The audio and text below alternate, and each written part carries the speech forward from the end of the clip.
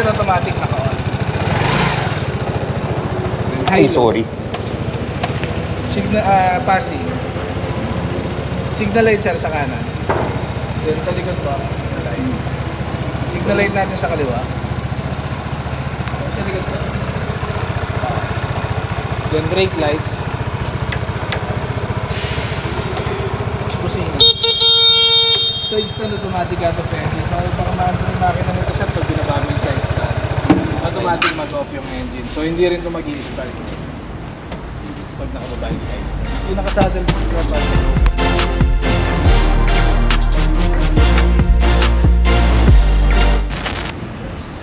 Yung glove box yung sa unahan sir para mag-open. Sa loob meron tong USB port. So habang nagde-drive pwede ka mag-change ka. Then yung manual nito open ng saddle sir. Ito yung natin na siya. Sir, nag-receive ka.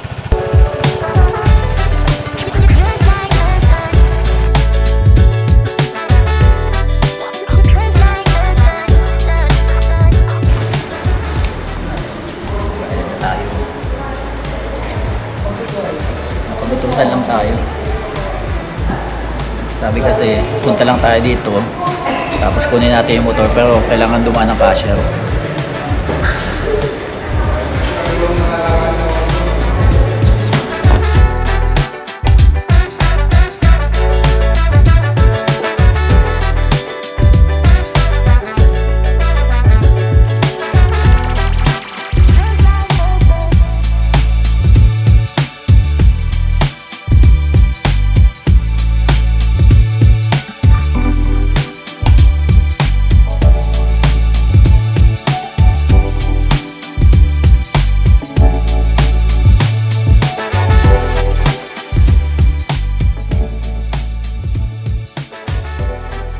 First full tank natin 7.5 liters. Ayan. So premium kinarga natin dito. Okay, bagong bago. Ganda ng suspension, wala akong masabi.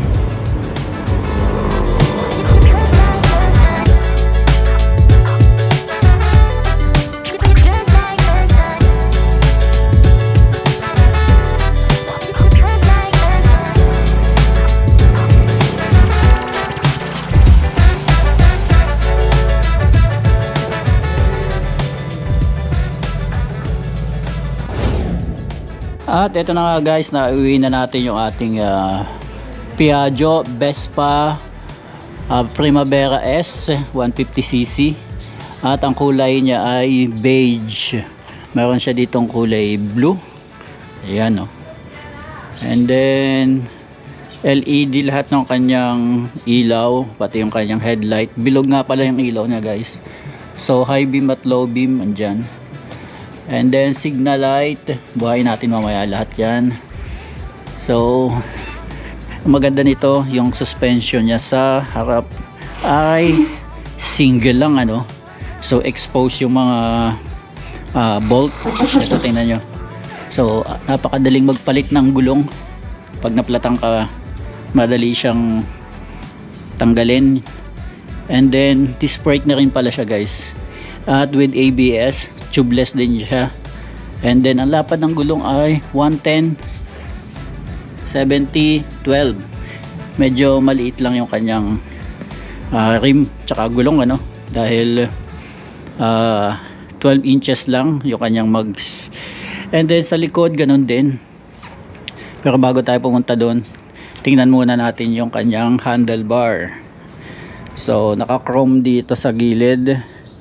Ganun din yung ito yung kanyang side mirror. Ayan. So chrome din siya, no? Ayan, kitang-kita tayo. Napakaganda ng pagkaka-chrome niya. So dito sa may ilaw, chrome din 'yan. Nasa loob. And then ito sa kabilang side mirror. Tapos dito sa gilid din chrome. So alloy. Medyo glossy yung ano. Ang ganda sa kapahawakan ng brake lever niya. Tapos yung kanyang end bar, ito chrome din siya, no? Tapos may Allen bolt lang. So ito malambot naman siya pag ganun yung kanyang design.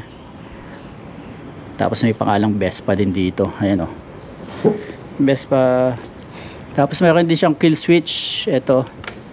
Tapos, uy, may mode. Andito pala yung control ng mga mode. Tapos, electric start. Ayan.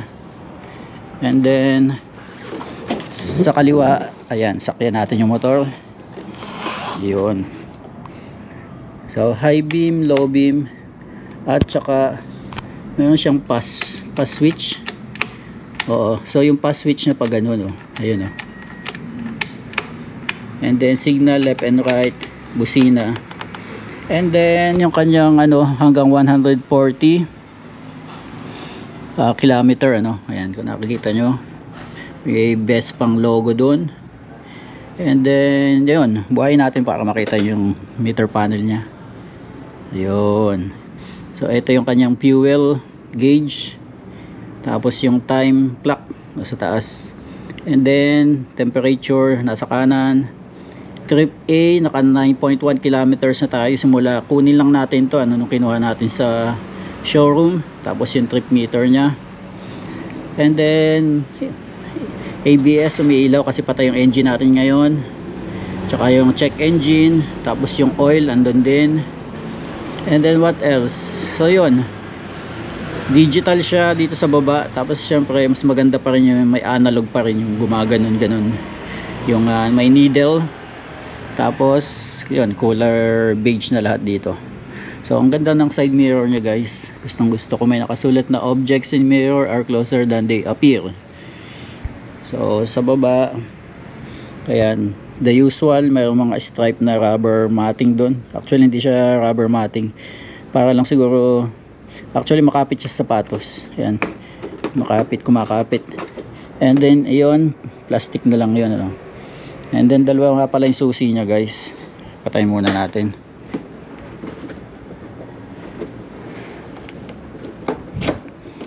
Ito yung susi natin. Isang master key. Itong kulay brown. Vespa itong blue. Ito yung gagamitin natin palagi. And then ito yung tatago natin. Master key. Alright. So sa bukasan. So yan. So nothing special naman. Ayan. So ito yung ignition nya.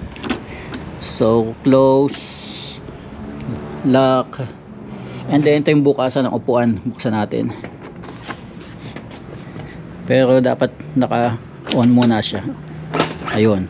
So tumunog na. Ayan. So ito yung upuan nya. Kasya naman 2 tao dito. At makapit naman, rubberized siya Hindi siya, ewan ko kung leather ba to. And then may stitching na kulay blue. Ayan, so 8 liters yung capacity nya. And then ito yung kanyang kasya half face helmet dito Ayan, so meron siyang matting na parang ayan, malambot. Half face lang kakasya dyan. Buksan natin. So ito talaga natatanggal to. So halos lahat ng best pang nakita ko, yan, easy access sa kanyang engine. So ayan yung kanyang engine, medyo may alikabok na konti. Yan. So mas na ito yung tangke nya So plastic yung kanyang tangke, nakapaikot dito. So metal siya lahat. Ayan, metal na metal. And then yun, ito yung kanyang engine. At balik na natin to. So maganda nito, madaling access yung engine. Meron siyang grab bar. Ito, may hawakan para sa passenger. And then yung ilaw nya LED din lahat Ito yung kanyang signal. And then yung stoplight nya or yung brake light. So meron din ditong reflector pag tinamaan ng ilaw sa gabi, para na rin nakailaw. Nalagyan ng plaka, masyadong mababa siguro ng design na rin mismo ng motor. And then meron ditong pangalan na Primavera. So ito yung design nila. Ayan, kahit anong kulay ng Vespa, ito yung kulay na makikita mo. Hindi tayo nagkakamali. Blue, yellow, and then parang purple to. So may heat guard dito sa gilid. Metal din siya. And then air cool pala siya guys. hindi tayo nagkakamali, ano, air cool.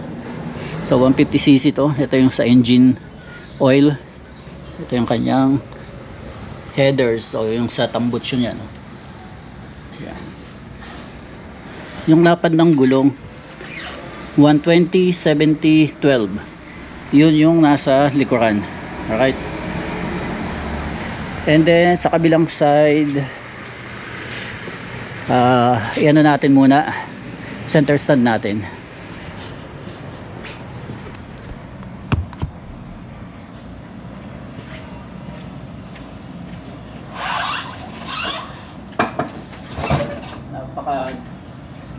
Napakadali niyang center stand, napakagaan. So yung kanyang panggilid, eto, meron siyang nakasulat na I get Green Experience Technology. Tapos may Vespa din dito, so aluminum siya. Ito yung panggilid niya. And then suspension, ayan, so nakaset siya sa pinakamalambot, ano, adjustable siya, pwede mo adjust to. So tataas ng konti yung motor, titigas din yung shock. So kailangan lang natin ng pampihit para ma-adjust to. So hindi disc brake yung kanyang preno sa likod, drum brake siya, ayan. At single swing arm din, tama, single swing arm, yun. Tubeless din siya syempre. May nakalagay din palang Vespa dyan. So center stand, and then dito yung gasolina pag sumobra, dito tutulo, taas natin ng konti. And then side stand, so meron siyang kill switch. Kapag binaba natin yung side stand, mamamatay yung engine kapag buhay yung engine natin, ano, para hindi tayo ma-aksidente pag nagkabiglaan tayong napa-throttle. So matik yun sa ibang mga motor, ganun din. Pag binaba mo yung side stand, mamatay yung engine. So very interesting yung kanyang front suspension. Ayan, oh. So may spring dito. Ito hindi ko alam kung ano to. Ayan, oh. So chrome din siya. Tapos maganda nito, braided na yung preno. Yung brake hose braided na siya. Ibig sabihin mas matibay siya, no? Metal, parang stainless to. And then yung sensor ng ABS, ito. Dual piston caliper. Ayan. So ABS na andito nakasulat. Black to, nahati sa beige color. So yun yung ating review dito. Actually napakaganda ng kanyang suspension at ang lapad ng gulong sa unahan, pero hindi naman siya mabigat. So very nimble siya i-drive kahit malapad yung gulong sa unahan. Madali siyang iliko sa mga traffic. So dinrive na natin to simula dun sa binilhan natin, yun. At meron siyang glove box dito.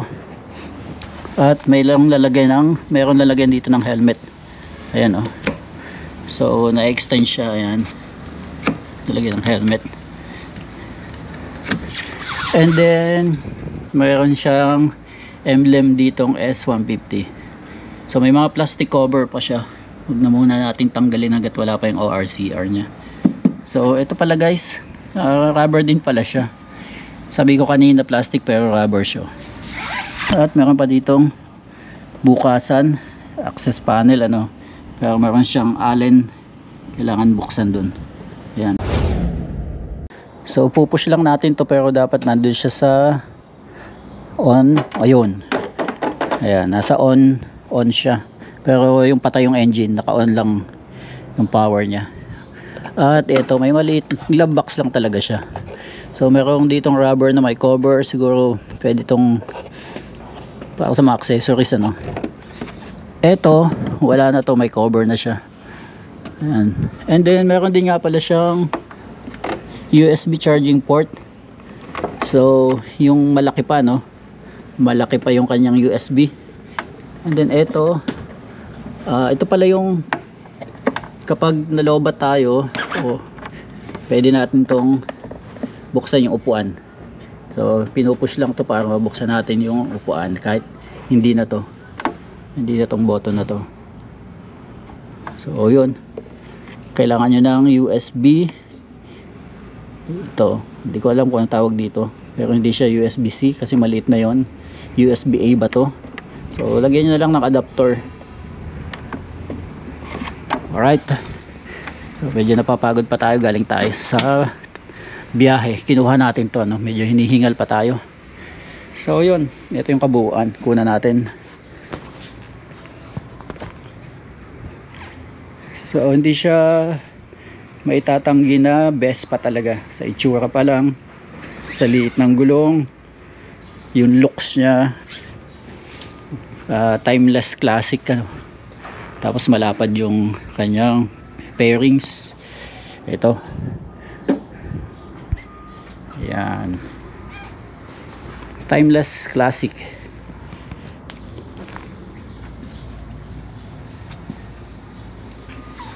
At yun, check natin yung kanyang tunog ng tambucho nya para marinig nyo na rin yung kanyang engine. Buhayin natin. So patong natin yung ating camera dito. Tagilin natin sa listan.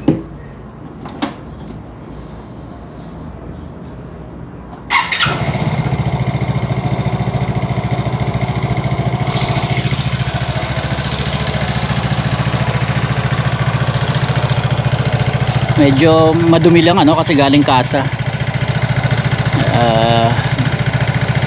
Yun yung kanyang tunog ng engine. Wala naman tunog ng any vibration, smooth naman yung kanyang tunog.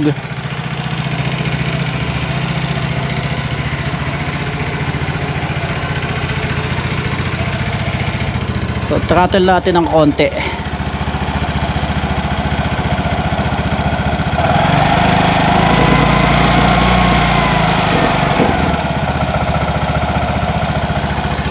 Yun yung kanyang tunog ng engine.